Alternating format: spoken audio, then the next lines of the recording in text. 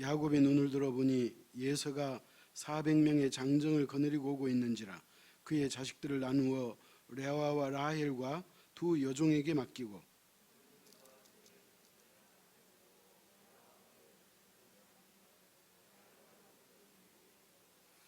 자기는 그들 앞에서 나아가되 몸을 7번 땅에 굽히며 그의 형 예서에게 가까이 가니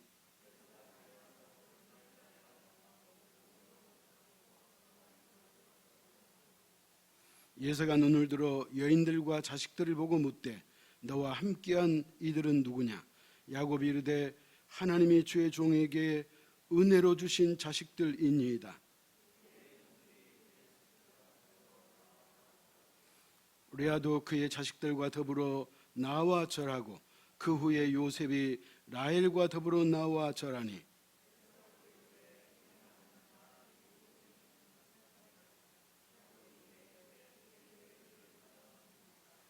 예서가 이르되 내 동생아 내게 있는 것이 족하니 내 소유는 내게 두라.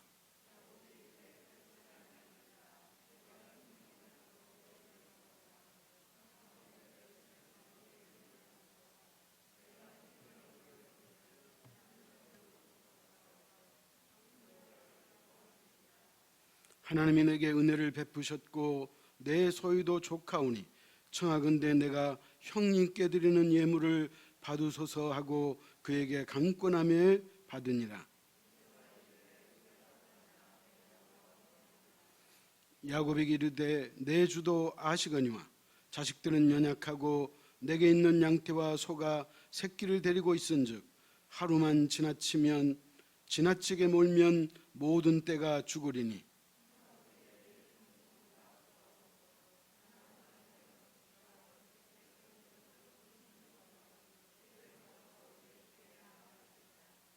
예서가 이르되 내가 내 종 몇 사람을 내게 머물게 하리라.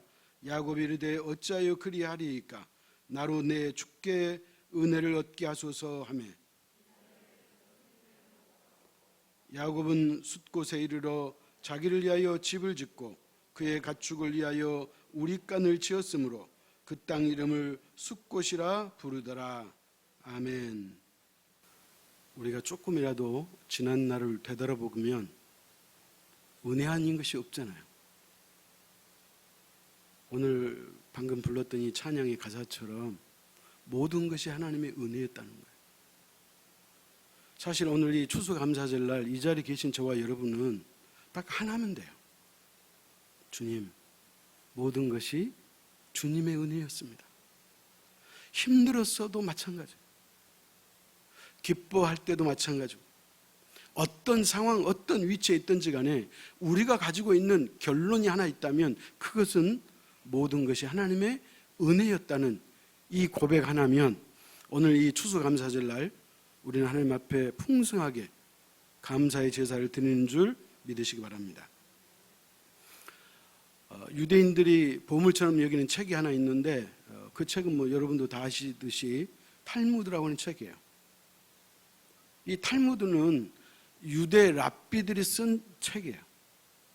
랍비는 스승이거든요. 옛날 우리 조선시대로 말하면 서당 선생님이라고 보면 돼요. 훈장님이죠. 그런데 랍비들이 이 탈무드를 쓴 결정적인 이유는 뭐냐? 탈무드에 나와 있는 여러 가지 지혜로움과 또 여러 가지 교훈을 어느 정도 자신들의 삶에 체득하면 배워가지고 그 지혜와 그와 같은 말씀을 이해하면 결론적으로 하나님의 말씀을 잘 이해할 수 있을 거라고 하는 그런 생각을 가지고 쓴 책이 탈무드예요. 그래서 유대인들은 어렸을 때부터 성경을 암송시키기도 하지만 기초 교육이 뭐냐면 탈무드 교육이에요. 왜 탈무드를 가르친다고요? 성경을 잘 이해할 수 있도록 성경 말씀을 잘 깨닫게 하려고 사전 교육시키는 것이 탈무드인데 그 탈무드에 보면 이런 말이 있어요. 이 세상에서 가장 지혜로운 사람은 어떤 사람인가? 그 사람은 배움의 자세를 끝까지 견지하는 사람이다. 이 세상에서 어떤 사람이 가장 강한 사람인가? 그 사람은 자기 자신을 이기는 사람이다. 그렇다면 이 세상에서 가장 행복한 사람은 누구인가? 지금 이 모습 이대로를 사랑하고 감사할 줄 아는 사람이 행복한 사람이다. 그렇게 이야기하는 거예요. 여러분, 오늘 여러분의 모습이 어떤 모습이든지, 여러분이 지금 현재 당면하고 있는 문제가 어떤 문제든지 그거 불문하고, 오늘 이 시간, 오늘 주님의 전에 나와서 내 자신을 살펴보는 이 시간, 나를 생각할 때 있는 모습 그대로를 사랑하고 하나님이 지금까지 베풀어 주신 그 은혜에 대해서 감사할 수 있기를 축원합니다. 우리가 성경에 보면 여러 인물들이 나오잖아요. 그래서 구약의 대표적인 인물이 있다면 그 중에 한 사람이 다윗이에요. 현재 이스라엘 국가의 국기가 있잖아요. 그 국기에는 뭐가 그려져 있죠? 다윗을 상징하는 다윗별이 그려져 있어요. 그러니까 이스라엘 백성들이 다윗을 얼마나 높이는지, 그를 존경하는지를 알 수 있는 거잖아요. 자, 그런데 하나님께서 다윗을 가장 총애하시고 그를 사랑하셨어요. 여러분 그거 다 아시잖아요. 자, 그런데 이 다윗이 하나님을 자기가 경험하고 나서 그가 하나님 앞에 드린 고백이 있어요. 뭐라고 고백했을까요? 찾아갑시다. 시편 50편 23절이에요.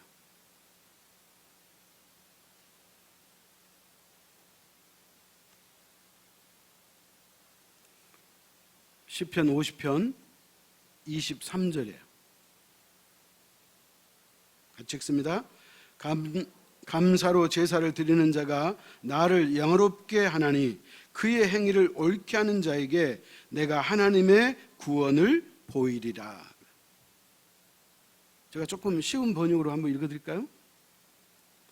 감사하는 마음을 제물로 바치는 사람이 나에게 영광을 돌리는 사람이니 올바른 길을 걷는 사람에게 내가 나의 구원을 보여주겠다. 사랑하는 성도 여러분, 하나님이 당신이 기뻐하시고 당신이 영광 받는 것은 그 어느 것보다 감사하는 그 마음을 그렇게 여기시겠다는 거예요. 그래서 하나님의 말씀이 이거예요. 나에게 진정으로 감사하는 그 자에게 내가 구원을 베풀겠다. 그렇게 말하는 거예요. 그렇기 때문에 성도가 마땅히 가져야 될 자세는 뭐예요? 하나님 앞에 감사하는 거예요. 신약시대 하나님 앞에 위대하게 쓰임받은 사람 있죠. 신약성경의 절반 이상을 기록했던 사람이 사도 바울이에요. 그가 예배소 교회 성도들에게 준 교훈이 하나 있어요. 그 교훈이 뭔지 찾아가십시다. 예배소서 5장 4절이에요.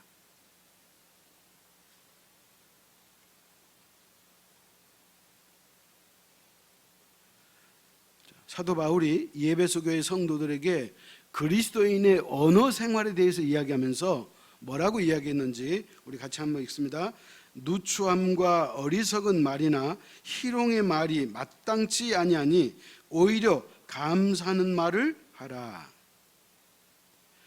여러분 여기서 누추함이라는 말은 현대어로 표현하자면 더러운 말이에요. 더러운 말이나 어리석은 말 또는 상스러운 농담은 여러분들에게 어울리지 않습니다. 오히려 여러분은 감사에 찬 말을 하십시오. 그러니까 그리스도인은 상스럽고 더럽고 추한 그런 얘기가 아니라 우리의 입술에서 감사가 나오는 그것이 그리스도인이라고, 성도들에게 가장 잘 어울리는 말이 감사라고 성경이 말하고 있는 거예요. 그렇다면 저는 말씀을 준비하면서 생각했어요. 물론 하나님이 우리에게 공급해 주신 것이 많기 때문에 정말 우리가 생각해 보면 우리가 이 땅에 올 때 빈손으로 왔잖아요. 그런데 가진 것을 세어보십시오. 엄청나요, 엄청. 없는 것 때문에 우리가 불편해하고 우리가 화를 내기도 하고 원망하기도 하는데 그럴 필요 없어요. 여러분이 현재 가지고 있는 것이 무엇인가를 바라보면 감사가 절로 나오는 거예요. 그래서 오늘 제가 이 말씀을 준비하면서 얻은 결론이 하나 있어요. 그건 뭐냐? 어떤 사람이 감사하냐? 하나님의 은혜를 느끼는 사람이 감사하는 거예요. 어떤 사람이 감사할 수 있느냐? 하나님의 은혜를 깨달은 사람이 감사하는 거예요. 여러분, 하나님의 은혜가 얼마나 감사해요. 다른 거 다 필요 없어요. 10,000,000가지, 10,000,000가지가 있어도 다른 거 다 소용없어요. 딱 하나 있으면 돼. 하나님이 여러분을 구원해 주시면 돼. 그 구원을 받은 사람은 천하를 다 얻은 거예요. 우주를 얻은 거예요. 이 세상에 10,000,000가지가 있어도 구원을 받지 못하면 다 그것은 허당이에요. 헛되고 헛되니 모든 것이 헛된 일이에요. 그러나 세상에 다 아무 것 가진 것 없어도 하나님의 은혜 하나, 하나님이 나를 구원해 주셨다는 그 은혜 하나를 깨달으면 우리는 감사할 수 있다. 그 얘기예요. 우리가 지난 20일 동안 여러분의 강사들의 말씀과 간증을 들었잖아요. 여러분, 우리가 쉽게 말씀드리자면 그들은 우리보다 고통이 훨씬 더 컸잖아요. 물론 때때로 우리도 나름대로 고통이 있었고 아픔이 있었고 어려움이 있기는 있었어요. 그러나 보십시오. 그 간증자들 보시면 그들의 고통을 그럼에도 불구하고 그들은 그것을 다 이기고 결국 뭐예요? 하나님을 찬양하잖아요. 하나님을 높여드리잖아요. 오늘 추수감사절날 억지로 우리는 감사할 수는 없어요. 그러나 우리의 마음속에서 감사가 스물스물 올라올 수 있는 그 비결이 있다면 그것은 하나님의 은혜를 깨달을 때만 가능한 줄 믿으시기 바랍니다. 하나님의 은혜에 감사해요.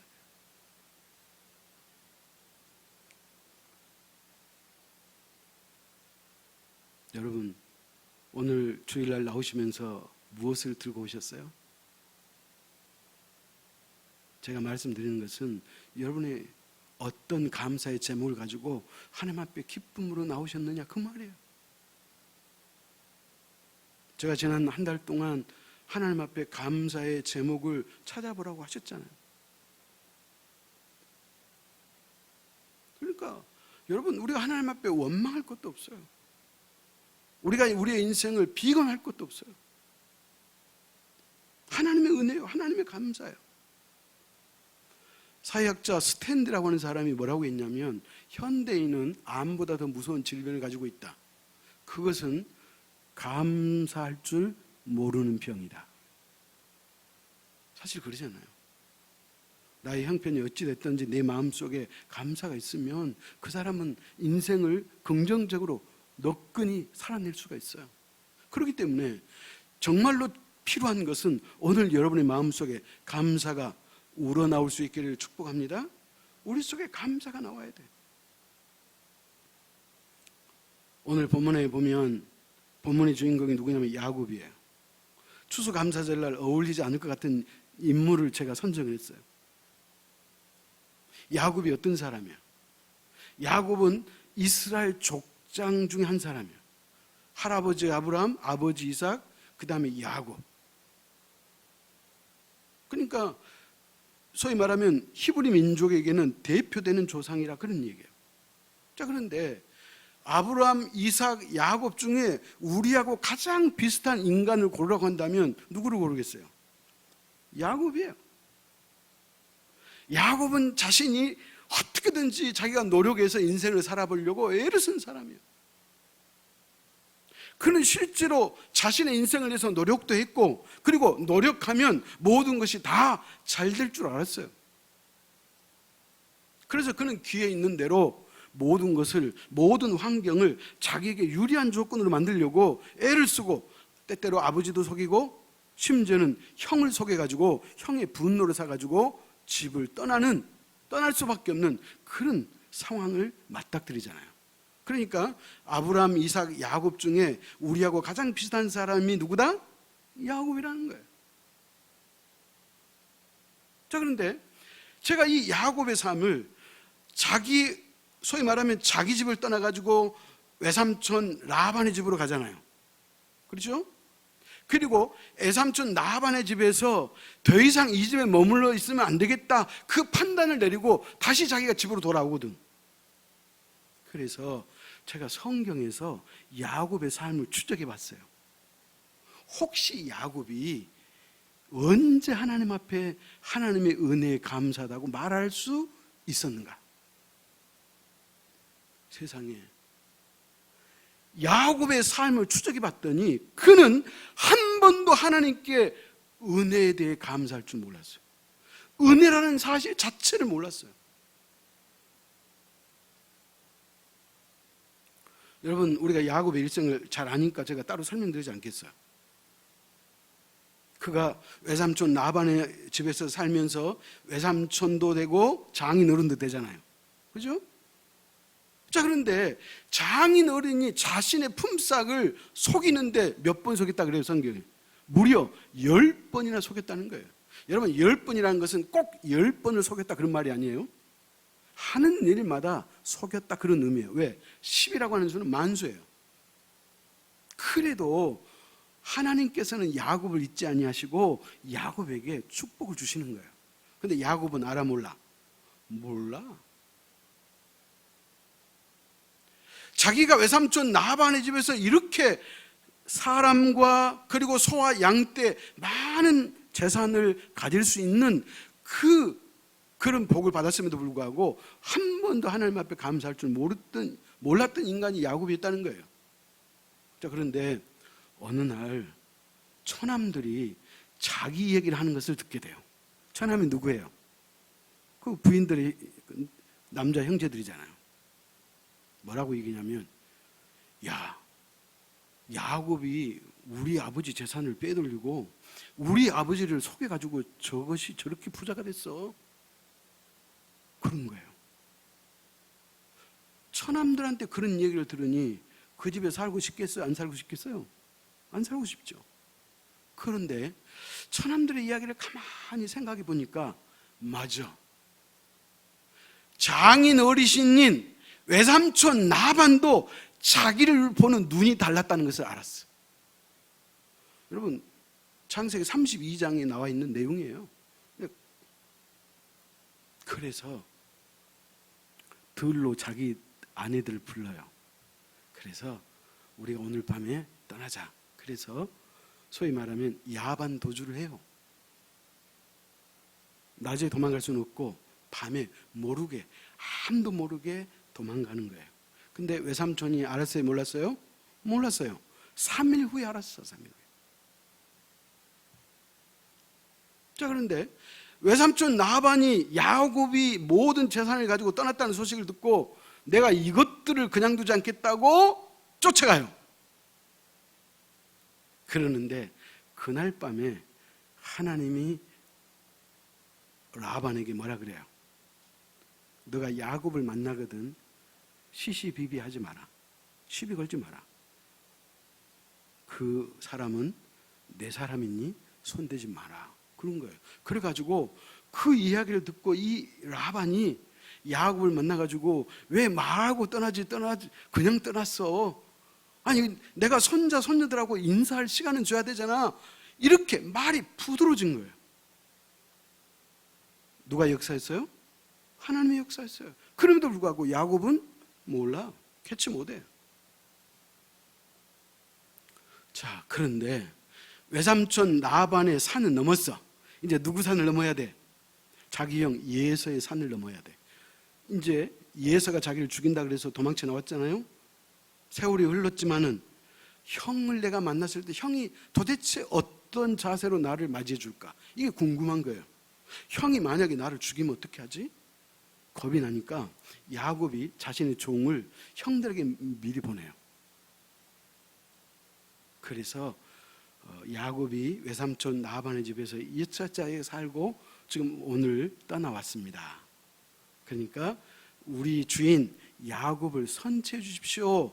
그렇게 부탁하러 갔는데 웬걸 예서가 군인 40명을 데리고 야곱을 만나러 오겠다는 거예요. 여러분, 그 상황을 여러분이 맞이한다면 무슨 생각이 들겠어요? 봐요. 야곱은요, 우리식으로 말하면 잔머리가 발달한 사람이에요. 꾀가 있는 사람이에요. 그래가지고 계산이 딱 빨라요. 형이 군인 40명을 데리고 나를 잡으러 온다고? 그래서 바로 그 순간에 자신의 재산 절반을 나눠요. 사람도 절반으로 나눠요. 부인이 4명 했잖아요. 둘둘 나눠요. 하인도 둘둘 나눠요. 그리고 나서 나는 이유가 뭐예요? 형이 오른쪽을 치면 왼쪽은 건지겠다는 거예요. 그러니까 이때까지 순전히 인간적인 생각이에요. 자신이 하나님의 은혜로 여기까지 온 것을 까마득히 모르는 야곱. 그러니까 인간적인 계산과 생각으로 인생을 사는 거예요. 그리고 나서 야복강을 만나요. 그 밤이 됐고, 그래서 야곱이 하인들에게 2떼를 다 보내요. 자식들과 부인들도 다 야복 나루를 건너게 해요. 그리고 자신은 거기에 무릎을 꿇고 앉아서 하나님 앞에 기도하는 거예요. 자신의 힘으로 살려고 여지껏 노력하고 살았는데 이제는 안 되겠다는 거예요. 그래서 그가 무릎을 꿇고 하나님 앞에 기도합니다. 뭐라고 기도했겠어요? 찾아갑시다. 창세기 32장 10절 11절.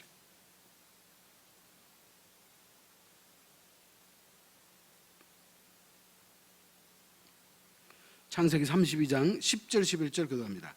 나는 주께서 주의 종에게 베푸신 모든 은총과 모든 진실하심을 조금도 감당할 수 없사오나 내가 내 지팡이만 가지고 이 요단을 건넜더니 지금은 2떼나 이루었나이다.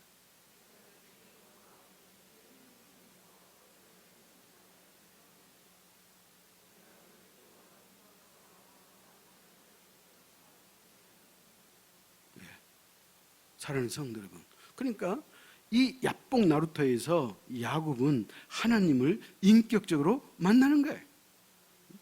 어젯밤에 오륜교회 담임 목사님 그랬잖아요.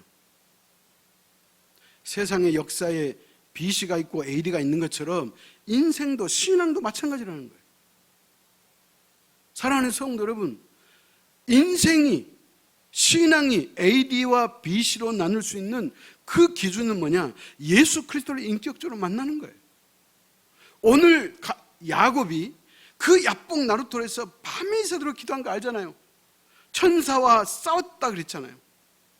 천사가 환도뼈를 내리쳤다 그랬잖아요.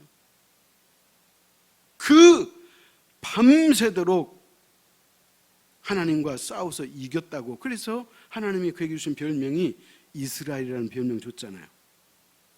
그러니까 뭔 얘기예요?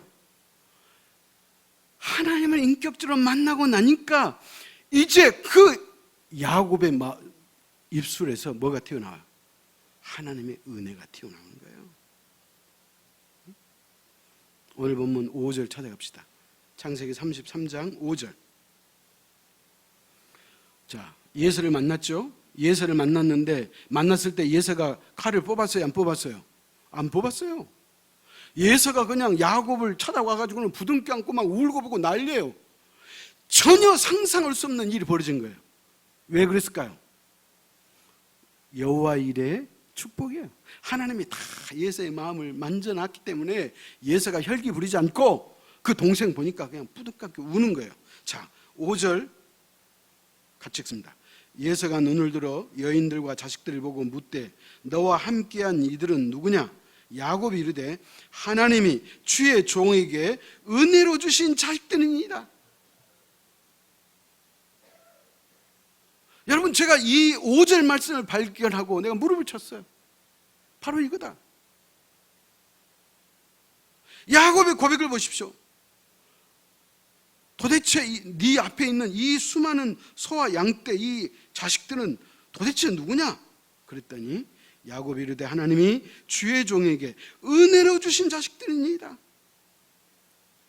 여러분, 여기서 처음으로 은혜라는 말을 써요.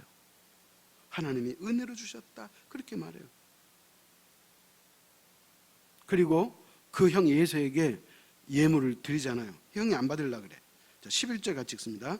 하나님이 내게 은혜를 베푸셨고 내 소유도 족하오니 청하건대 내가 형께 드리는 예물을 받으소서 하고 그에게 강권하며 받으니라. 뭐라고 고백했어요? 하나님이 내게 은혜를 베푸셨고 그러잖아요. 성도는요, 은혜를 알아야 돼. 은혜가 없으면 감사가 있을 수가 없어요. 은혜를 알아야지 감사가 있는 거예요. 하나님 주신 그 은혜가 얼마나 큽니까? 여러분, 남아프리카 공화국에 넬슨 만델라고 하는 유명한 대통령이 있었잖아요. 이 사람은 노벨 평화상 받았어요. 여러분, 이분은 이미 고인됐어요. 근데 이 만델라라고 하는 이 대통령이 노벨 평화상을 받은 이유가 뭐냐면 뭐예요? 비폭력이에요. 그는요, 정치적인 탄압으로 억울하게 27년 동안 감옥에 살았어요.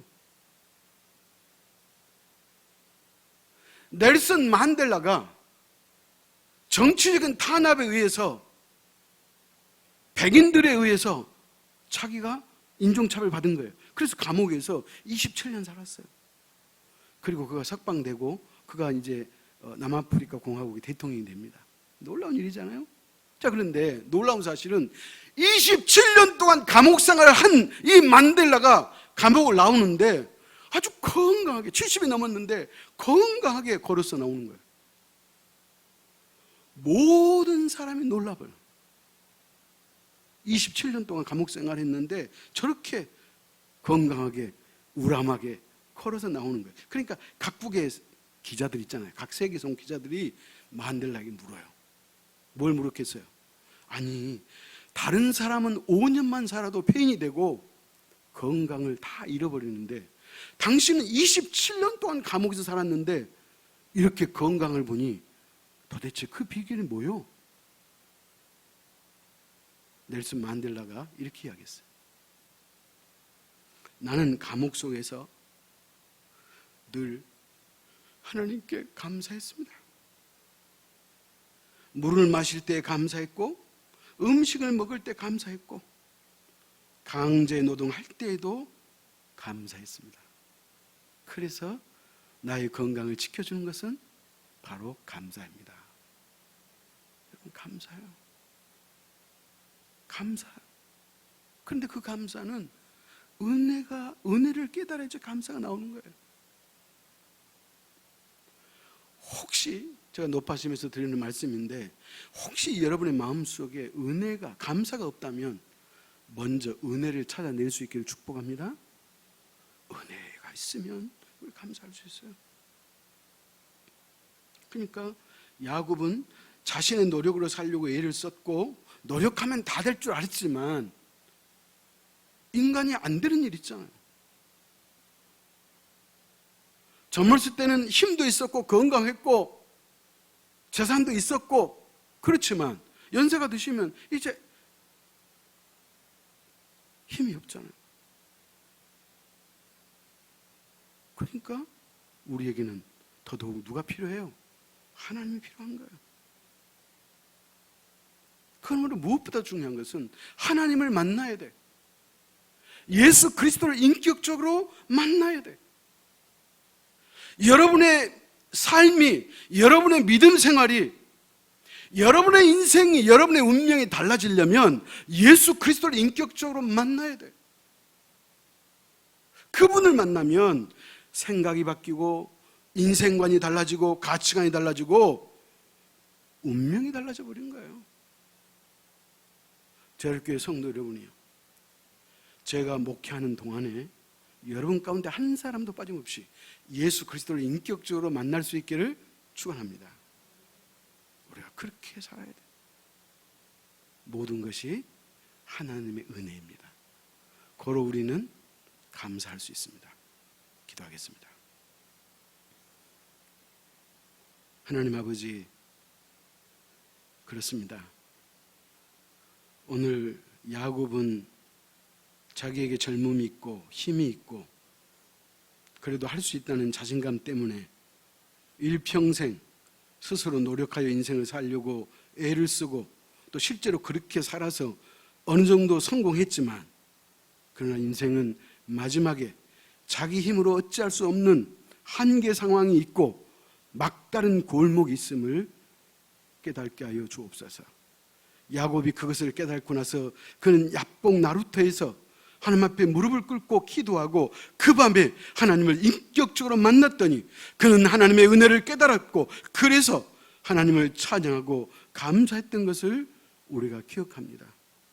오 주님, 우리 제일교회 사랑하는 모든 가족들에게 먼저 은혜를 알게 하시고 은혜를 깨닫게 하시고 그래서 하나님 앞에 감사와 찬양으로 영광 돌릴 수 있는 복된 삶이 되도록 인도하여 주옵소서.